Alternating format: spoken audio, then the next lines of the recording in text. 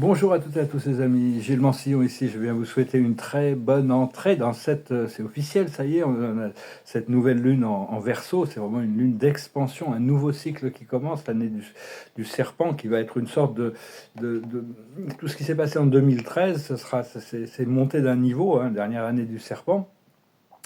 Et donc, c'est des grosses transformations, des fins, des nouveaux départs surtout. Et donc, voilà, je vous remercie de penser à vous abonner si vous êtes nouveau sur la chaîne. Je vous remercie beaucoup pour vos dons, ça m'est extrêmement utile encore en ce moment. Et je vous remercie pour votre soutien à la chaîne. Je vais discuter de quelques idées. La première, c'est que bon, on est ici sur Terre dans une période de grande transformation. Et on doit, enfin personnellement, je vois que je devais avoir l'expérience d'un contraste total, c'est-à-dire d'avoir vraiment, de pouvoir avoir l'expérience de de tous les états sur la Terre, parce que c'est très très divers, avant de pouvoir être libéré, pour pouvoir trouver cet état libéré de conscience. Et donc il fallait vraiment, on nous fait vraiment passer par tous les états pour être sensible à tous les états de ce qui se passe dans la conscience humaine, parce qu'il y a énormément de diversité dans les choix des âmes et leur incarnation sur Terre. Et on peut voir que bon, selon nos conditions d'incarnation, la culture dans laquelle on choisit de s'incarner, il y a énormément de diversité, c'est-à-dire que toutes les cultures ont quand même quelque chose d'unique à apporter. Et bientôt j'ai un projet, c'est pas mon projet, c'est un projet de renaissance planétaire qui va permettre d'empiler un peu les cultures pour que tout le monde puisse être inclus et tout le monde puisse apporter sa pierre à l'édifice de la culture, la conscience de la communauté humaine, de la culture globale dans cette société galactique qu'on se prépare à créer. Et donc, enfin, il faut comprendre qu'on a déjà tout fait. On a déjà tout fait. Le contrat standard, peut-être pas pour toutes les âmes, mais le contrat standard, quand on vient s'incarner sur Terre, c'est 1000 incarnations. Donc on a déjà tout expérimenté, le bien, le mal, le haut, le bas, le gentil, le méchant, toutes les formes, toutes les manières de mourir. On a déjà tout expérimenté, hein. Et donc, donc là, c'est vraiment une vie pour tous ceux qui sont prêts. Il y a beaucoup d'âmes qui ne sont pas programmées pour l'ascension parce que leur contrat n'est pas fini. Et cela dit, dans le futur, s'il continue à s'incarner sur Terre, ce sera beaucoup plus libéré, ce sera beaucoup plus agréable à vivre. Mais sinon, c'est vraiment la dernière incarnation dans le monde physique sur la Terre. On pourra revenir dans une forme ascensionnée. Et, donc on doit compléter toutes nos histoires karmiques, hein, gérer tout ça, et pour être prêt pour l'ascension, parce qu'on on peut pas ascensionner tant qu'on a des bagages karmiques. Donc c'est un peu, vu que le programme est accéléré, hein, c'est un petit peu, des fois on doit passer par des choses un peu difficiles, challenging, disons. Et les relations karmiques, ça peut prendre longtemps avant de s'éclaircir, hein. Même si on pratique l'habilité de transcender, on pratique le pardon, des fois ça prend du temps pour arriver à compléter un équilibre des énergies, parce que beaucoup de choses sont subconscientes, ça vient de vie passée, on n'est pas toujours conscient de tous les tenants et les aboutissants des relations profondes que l'on peut ressentir à l'intérieur de nous. Mais éventuellement, ça devient, les choses ces relations karmiques, quand c'est karmique, ou ça devient dharmique, à ce moment-là, il y a tout un épanouissement qui se fait par rapport à la connexion, ou alors ça rentre dans un tiroir de l'histoire, hein, comme disait Dante. Je vais aller rechercher dans les tiroirs de ma mémoire cette histoire pour vous la raconter dans la Vita Nuevo. Et donc, c'est à un moment donné, c'est parce que quand on doit passer à travers quelque chose de karmique, qui est puissant, c'est quelque chose qui est chargé d'énergie à l'intérieur de nous, hein. Et donc, petit à petit, ça se décharge une fois que le karma est équilibré. Et donc, mais enfin, des fois, on peut se poser des questions sur l'équilibre de toutes ces choses, hein, sur l'équilibre des énergies dans certaines relations. Et bien qu'il y en a certaines, c'est juste des relations profondes qui sont que de la joie, de l'amitié, du partage, hein, de la créativité. Mais enfin bon, ce qu'on cherche, c'est vraiment continuer à évoluer vers des états d'unité. On va évoluer jusqu'à l'état d'unité où on prend conscience de l'unité que nous sommes avec tout ce qui est. Et après ça, on continue à évoluer vers plus d'unité, parce qu'il y aura toujours plus d'unité à découvrir dans la totalité de l'infinité du Père universel et de ces divins coordonnés et associés. Et donc, on est tous des dieux dans la fabrication. On est en train d'être modelés et sculptés pour retrouver nos pouvoirs de créateurs. Parce que l'expérience que l'on vit dans la 3D, quand on est conditionné par notre esprit mental et qu'on vit dans une société comme ça, on n'est que l'ombre de nous-mêmes, de qui nous sommes. C'est Shakespeare qui disait dans Hamlet, Life is but a walking shadow. La vie n'est qu'une ombre qui marche. Hein. Il était conscient de ces choses. William Shakespeare, de Will I am to shake the spear, la volonté que je suis de secouer la lance. C'était une des incarnations du maître Saint-Germain qui était venu explorer la noirceur de l'âme humaine pour voir s'il était prêt à assumer tout ça pour devenir la flamme violette et des transmutations de toute cette noirceur. Donc on le salue, hein, on continue à travailler avec lui. Pour moi, c'est un associé avec qui que j'ai toujours le plaisir de rencontrer et avec qui travailler. Mais bon, il faut comprendre qu'on est tous, notre être véritable est beaucoup plus que ce que l'on pense être. Hein. Mais la vie va toujours nous présenter le positif et le négatif, parce que c'est avec ça qu'on évolue, qu'on grandit. Et donc il faut l'accepter, il faut arriver à l'intégrer, et puis arriver toujours à transcender les choses à travers le souffle. Et l'ascension, c'est une expérience qui est au-delà de ce que l'on peut concevoir comme une réalité familière. Hein. Donc, et ça se passe par étapes. C'est des marches, hein, c'est plus un escalier qui monte jusqu'au moment où on devient, ça va se cumuler vers notre attainment à des dimensions angéliques, à la dimension des maîtres ascensionnés. Pour ça, il faut cultiver l'acceptation et l'amour plutôt que la résistance et la peur. Hein. Ça paraît facile à dire, mais c'est tout un procédé de déconstruction de toutes sortes de constructions mentales qu'on a pu avoir dans le passé. Et donc, il faut honorer notre voyage ici sur Terre, honorer tout ce qui se passe. Il faut enlever le jugement sur nous-mêmes et honorer la vie des autres, même ceux qui ne sont pas intéressés par les choses spirituelles. Et cela dit, on doit continuer à rechercher les âmes et les personnes qui résonnent avec ces fréquences supérieures pour pouvoir commencer à plus de pouvoir de co-création ensemble. Le corps est en train d'apprendre à intégrer ces nouvelles fréquences de lumière, donc ça prend quand même, ça prend un peu du temps, et c'est notre esprit, notre âme et nos guides qui sont les ministres de tout ça, hein, qui voient que quand on est prêt à quelque chose, les choses descendent. On doit vraiment ouvrir notre troisième œil, hein. Tout se passe à travers notre troisième œil. Une fois qu'il est ouvert, il ne se ferme plus. C'est la boîte de Pandore. Hein. Mais il y a toujours plus à voir à travers notre troisième œil. Mais à partir du moment où notre troisième œil est ouvert, l'œil de notre esprit, en réalité, c'est de nombreux yeux qui s'ouvrent. Hein, et on peut voir derrière le voile des illusions. On peut voir dans les mondes invisibles. Donc, je tirerai quelques cartes pour ponctuer. Je peux continuer ce message. J'espère que vous passerez. C'est vraiment un bon moment pour mettre des intentions. Hein, cette première nouvelle lune de l'année.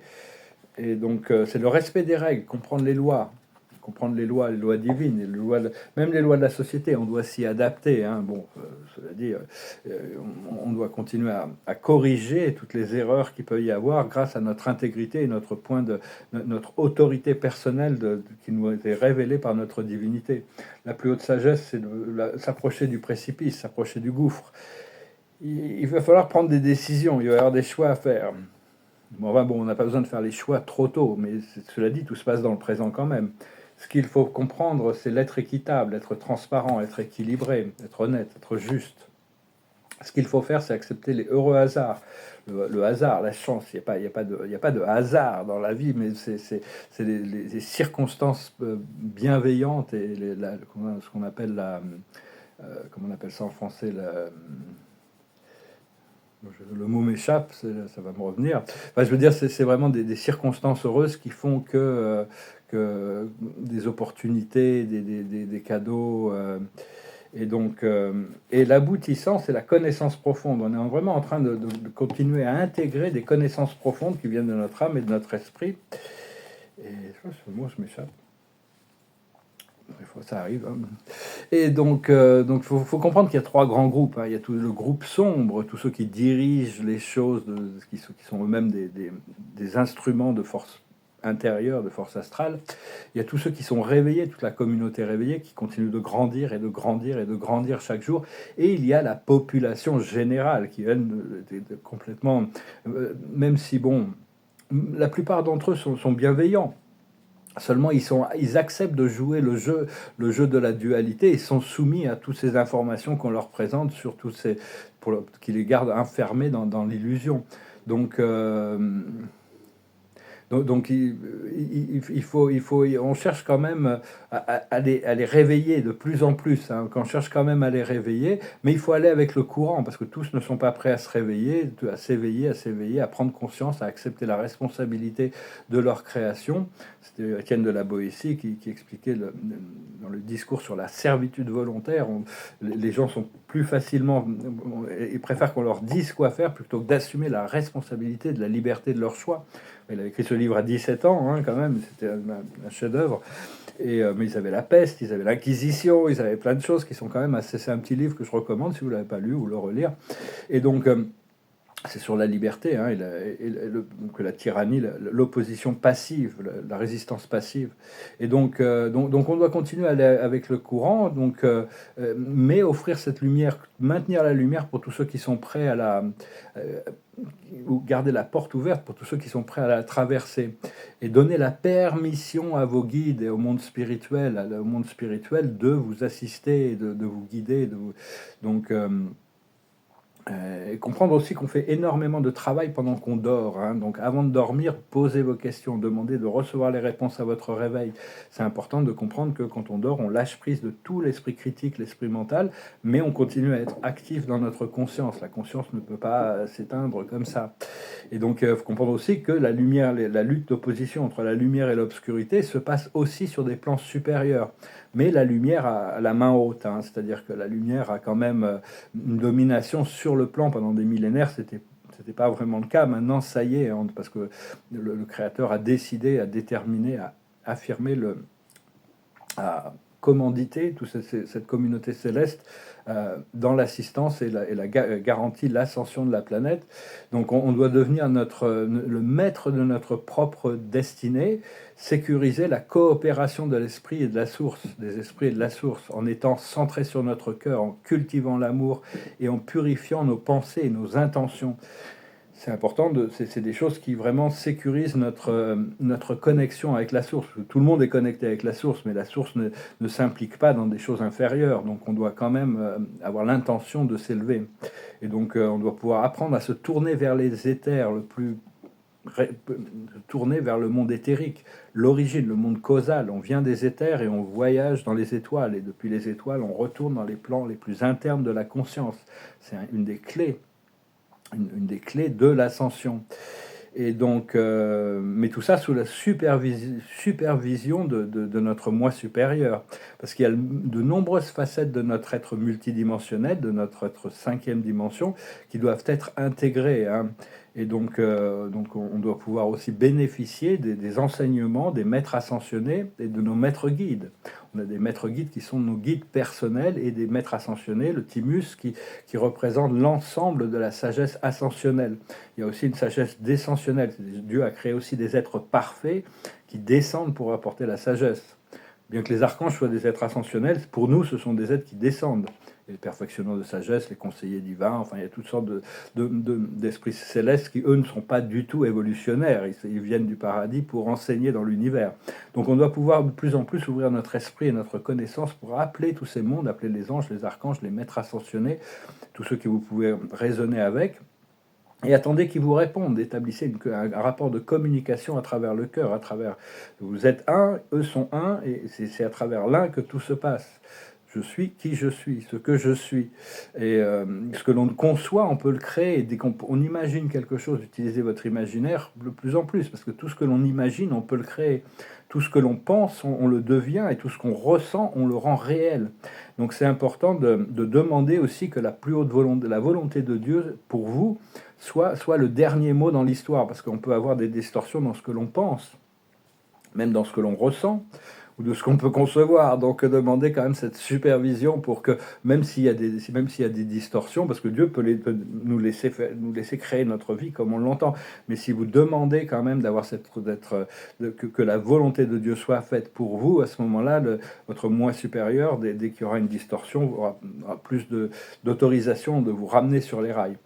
Voilà les amis, j'espère que ce message aura été significatif, d'inspiration, j'essaie de communiquer des choses, des vérités essentielles pour assister, pour soutenir, pour pour protéger cette énergie. On doit apprendre à se protéger notre énergie, protéger notre lumière, sans avoir des boucliers tout le temps. On a besoin, des fois, on en a besoin, et puis des fois, il faut les lâcher prise pour pouvoir recevoir pleinement et rentrer dans l'unité. Alors Ganesh nous parle de générosité aujourd'hui. Hein. L'observateur, c'est la générosité. Au plus on donne, au plus on partage, au plus on donne, au plus on reçoit, et au plus Dieu peut partager avec nous. Ce qu'il faut, la sagesse, c'est être ouvert d'esprit, avoir le cœur et le openness, le cœur et l'esprit ouvert. Ce qu'il faut comprendre, c'est la capacité à aimer. On doit toujours augmenter notre capacité à aimer. Ce qu'il faut faire, c'est cultiver. On doit cultiver les énergies que l'on sent être bonnes pour nous. Et l'aboutissant, c'est l'achievement, c'est-à-dire l'achievement, l'accomplissement, c'est-à-dire on est en train d'accomplir des choses très importantes, on assiste de toute manière, hein, toutes les pensées positives. Si les gens si vous voulez assister des gens qui sont pas programmés pour l'ascension, envoyez-leur quand même des bonnes pensées, des pensées de joie, faites-les rire. Le rire et la joie sont vraiment ça enlève, ça décharge le côté négatif aussi. Je vais retirer quelques cartes. Ah, le portail, hein, on a le portail aujourd'hui là. C'est le portail, le gateway. Donc c'est vraiment comme observateur. La sagesse, c'est les bénédictions. Comprendre qu'il y a des bénédictions, des miracles qui descendent tous les jours. Mais il y a des petits miracles. Après ça, ils vont se préparer pour des plus gros miracles, des bénédictions. Comprendre, assister, aider, c'est bénir. Et on est là pour bénir et pour recevoir la bénédiction du ciel en retour. Et celle des autres aussi. On va pouvoir se... Donc ce qu'il faut comprendre, c'est la confiance. Ce qu'il faut faire, c'est la prospérité, to strive. Et l'aboutissant, ça va être l'action. On va pouvoir passer à l'action. Ça va être très fort. Car au niveau de l'action, on a les miracles. On va pouvoir faire des miracles aussi. Hein, parce que c'est une fois qu'on est allié, fusionné, connecté à notre divinité, on est capable de faire des choses extraordinaires. Il y a la pureté dans l'action. Et la concentration, il faut rester concentré, il ne faut pas perdre la balle des yeux, il faut rester concentré sur les choses qui sont voulues. Des fois, il faut couler avec le flot, il faut voir où la vie veut nous emmener, mais des fois, il faut revenir quand même, se concentrer sur ce qui est vraiment voulu. Donc voilà les amis, je vous remercie infiniment pour vos dons, ça m'aide vraiment beaucoup actuellement, je vous remercie pour votre soutien à la chaîne, et je continue à peindre, là j'ai plein de nouveaux tableaux, je vais le mettre sur ma chaîne Telegram. Quelques tableaux de cosmologie. Enfin bon, je me prépare à ouvrir cette galerie quand même. Finalement, ça a pris longtemps pour revenir à mon premier métier. Mon premier métier, j'étais galeriste à Los Angeles. J'avais une très belle galerie à Santa Monica pendant 2 ans. Et donc, je me prépare pour ouvrir cette galerie là dès que les portes s'ouvrent. L'esprit me dit que tout ce que j'ai fait, que c'est imminent, mais bon, dans l'imminence, on est prêt de toute manière. Hein. Je sais que bon, cette année, de toute manière, il y a toutes les transformations qui arrivent. J'allais pas chanter de chanson, ils m'ont mis une chanson dans la tête juste avant de commencer cette vidéo. Alors je vais la chanter. C'est une vieille chanson, je crois que c'était une chanson allemande au départ. Ça, c'est une version française qui s'appelle La Marche des Anges. Mon cœur se trouve au bout du monde, et moi je vis au jour le jour, comptant les heures et les secondes, me séparant de ton amour. Quand on se reverra, ma vie renaîtra, et je sécherai mes pleurs. Près de toi, mon ange, près de toi, en trouvant l'oubli des jours désunis, résonnera dans nos cœurs la marche des anges.